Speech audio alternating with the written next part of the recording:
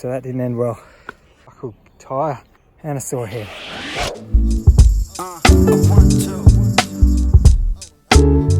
We know that life doesn't always go to plan, and if you've been through any hardship in your life, then you'll no doubt have a story to tell. And in my experience and on this journey, I've found that these stories can be so much more powerful than we might think. Have you ever stopped to think about how your adversity or your struggle might be impacting to others around you? Today I want to share my personal story, and if you don't mind, I'd like to ask 2 questions which you can respond to in the comment section below. Question number 1, how could your story be used to encourage or comfort others? And question number 2, where do you go for your solace or comfort when things aren't going to plan? So my story goes a little something like this.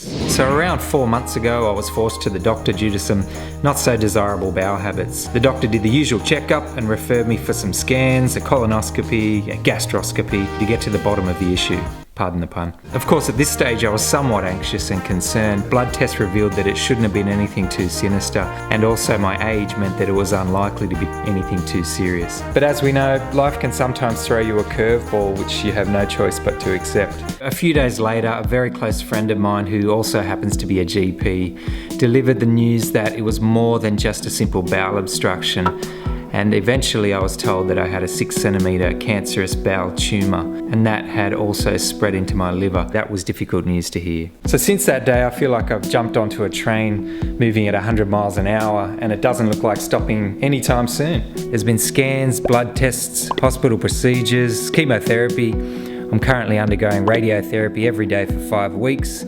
And I can also look forward to 2 major surgeries and more chemotherapy over the next 6 months. So it's been an exhausting journey in many ways, and I've had to adjust my way of doing life to fit in with this new direction that I've been forced into. But surprisingly, my journey with cancer hasn't really been what I expected it to be. So let me share a couple of reasons as to why that is.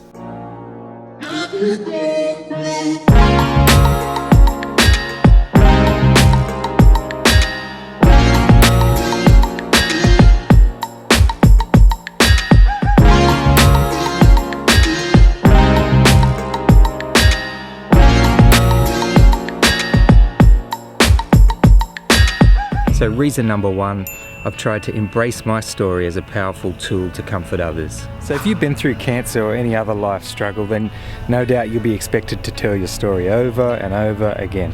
And why is that? Well, it's because people genuinely want to know how you're going. But retelling your story can be a really tiring process, and it can also force you to relive some of those challenging times from the past. And so some people choose to retreat from those types of conversations, which can be really isolating and can lead to depression and loneliness. What I've tried to do is to use my struggle as a way of cutting through all the meaningless chatter in order to get to more real conversations, because let's be honest, I may be dealing with cancer, but another may be dealing with addiction and another loneliness or a broken relationship.